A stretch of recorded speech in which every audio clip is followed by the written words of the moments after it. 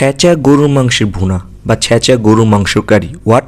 ছ্যাঁচা গরুর মাংস কিভাবে কি ভালো মন্দ আসেন দেখাই। সবার প্রথমে কারিকার যে গরুর গোস্তগুলা তৈরি করেন কারি করার জন্য সেটা নেবেন। সেই টুকরাটাকে নিয়ে সাইজ করবেন চাপ চাপের স্টাইলে। আমরা যে ভাজা চাপ খাই ঠিক সেরকম, একবারে কিন্তু মিহিন করে ফেলবেন না। চাপ স্টাইলে এই গরুর গোস্তগুলো সাইজ করবেন সবগুলো একসাথে, আস্তে আস্তে করে সাইজ করে একটু সাইডে রাখবেন। অনেকে আছেন আমার অন্য ধর্মাবলম্বী লোক, তারা কিন্তু গরুর গোস্ত খায় না। গরু না ইউজ করলে অবশ্যই খাসি ইউজ করবেন, গরু বা খাসি। গরু খাসি বাদ দেওয়া মুরগি করতে যান না, তাহলে কিন্তু রেসিপি উল্টায় যাবে। গরু বা খাসি। তারপরে আসেন, সবার প্রথমে আমরা হলাম পেঁয়াজ, আদা, রসুন এবং অর্ধেক একটা মরিচ বা বোম্বাই মরিচ আমি বলতে হয়, সেটা একটা পেস্ট তৈরি করব। সেটাকে আমরা অ্যাড করবো হলো আমাদের ছেঁচা গরুর মাংসের মধ্যে। এখানে কিন্তু মশলাগুলো একদম ঠিকঠাকভাবে দিবেন, তা না হলে কিন্তু আপনার রেসিপি উল্টাপাল্টা হয়ে যাবে, টেস্ট ভালো আসবে না। সবার আগে আম্মু দিল হলুদ গুঁড়া, তারপর এখানে এসে পড়েছে মরিচ গুঁড়া, তারপর এখানে আমাদের আসতে যাচ্ছে হলো আপনার এই যে গোলমরিচ, তারপর আসবে ধনিয়া গুঁড়া। আম্মু কিন্তু ধনিয়া গুঁড়ো অ্যাড করবে, এই ধনিয়া গুঁড়ো অ্যাড হয়ে গেছে। এরপরে আমাদের আরও অ্যাড হচ্ছে হলো ম্যাগি মশলা বা রাঁধুনি মশলা, যেটা 5 টাকা করে আছে, ওটা অ্যাড করবে।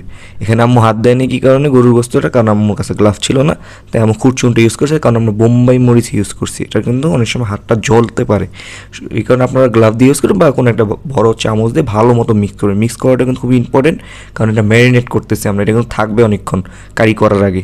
এটা ভালো মতো মিক্স করে নিতেছি। আরও কিছু আছে মশলা, এখন শেষ হয়নি। খুব ইম্পর্টেন্ট একটা জিনিস হলো দই। এখানে দইটা অ্যাড করতে হবে।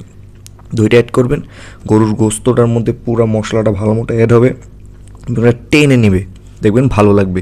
এবং এখানে আম্মু 2 চামচ ভিনেগার অ্যাড করে দিছে, দিয়ে ভালো মতো মিক্স করে এটা ম্যারিনেট করে রেখে দিবেন। আমাদের কাছে কোনো গ্লাভ ছিল না, যার কারণে হাত ইউজ করতে পারিনি, আমরা খুরচুনটা ইউজ করছি। আপনারা অবশ্যই হাতটা ইউজ করবেন, তাহলে কিন্তু ভালো মতো গরু বা খাসি যে গোস্ত ইউজ করেন মিক্স হয়ে যাবে ভালো মতো।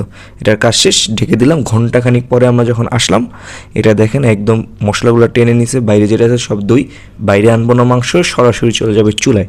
এটার কাজ এখন চুলায়, চুলার মধ্যে আমরা আগুন দিয়ে দিচ্ছি। আগুন দেওয়ার পর এই গোস্তটাকে আমরা হলো বসায় রাখবো। দেখেন আমরা কিছুক্ষণ পরে আসলাম, দেখেন গোস্তটা দেখেন চেহারা একদম চেঞ্জ হয়ে গেছে, টান টান একটা বুনা বুনা হয়ে আসছে এবং চেহারাটা অনেক ভালো হয়ে আসছে।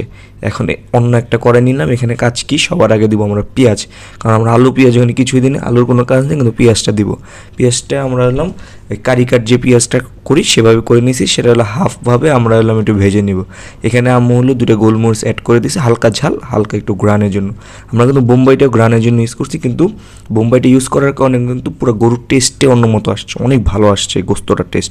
মাস্ট বোম্বাই মরিচটা ইউজ করুন, গোলমরিচ এখানে দিলে দিলে, না দিলে নাই। পেঁয়াজটা ভালো মতো হাফ করার পরে, ভেজে নেওয়ার পরে বা এই যে কষিয়ে নিয়েছি পেঁয়াজটা, তারপরে এটা সরাসরি আমরা গোস্তের উপরে ঢেলে দেবো। দেখেন এই যে আম্মু গোস্তের উপরে ঢেলে দিছি।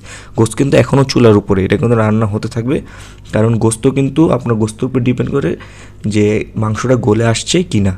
কারণ অনেক সময় আল্লাহ নিয়ে আমার সব খাবারই ভালো, কিন্তু কিছু কিছু গোস্ত কিন্তু ভালো হয়, কিছু কিছু গোস্ত একটু বুড়া গরু হলে গরুর গোস্তটা সময় লাগে। কিন্তু সময় নিয়ে মাঝারি আছে এটা রান্না করতে থাকবেন, যত সময় নিয়ে রান্না করবেন এই গরুর গোস্তটা অতই সুস্বাদু হবে।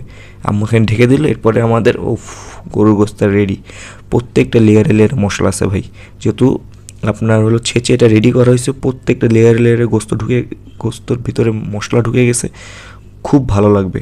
একবার হলো এটা ট্রাই করবেন, লাইক কমেন্ট দিয়ে আমাদের সাথে থাকবেন এবং সেটা কেমন লেগেছে অবশ্যই জানাবেন ভাই। এবং অন্য ধর্ম যারা আছেন বা অন্য ধর্মের, অবশ্যই খাসির গোস্ত ট্রাই করবেন এবং আমাদের জানাবেন। আশা করি এই ইউনিক রেসিপিটা আপনাদের খুব ভালো লেগেছে। লাইক কমেন্ট শেয়ার অবশ্যই দিবেন এবং আমাদের সাথে থাকবেন। সবাইকে ধন্যবাদ। আসসালামু আলাইকুম।